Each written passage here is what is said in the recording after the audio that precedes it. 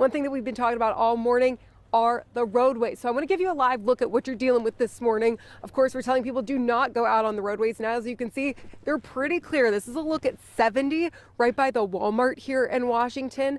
I will say for the most part, the majority of cars and trucks that we're seeing are plow trucks. There's maybe just a few other, cars out there. They have their flashers on. They're taking their time. So that is some good news this morning. But I actually spoke with one of the county commissioners just saying, here in Washington County, not everyone has one of these main arteries right by them, right? There are a lot of rural parts throughout the area as well. So he talked to me about that. Take a listen what he had to say. Help will come, but it sometimes takes a little longer to get there.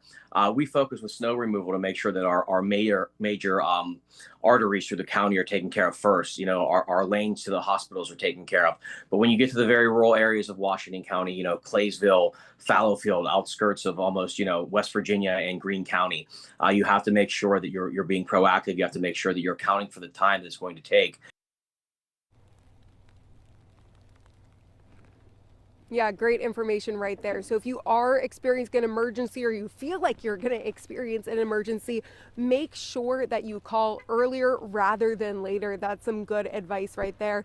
Again, if you do have to head out in the snow, make sure that you bundle up because the snow is just pelting me in the face right now. It's so much fun, having a great time. But we really are having fun out here this morning. I've been showing you my yardstick accumulation, if you will, the rash roller. Somebody called it that, and I actually really like that. I thought that was pretty clever. Unfortunately, I can't show you the rash roller anymore because we have a plow truck coming through here, and where I was measuring is now gone. So it was at 8 inches.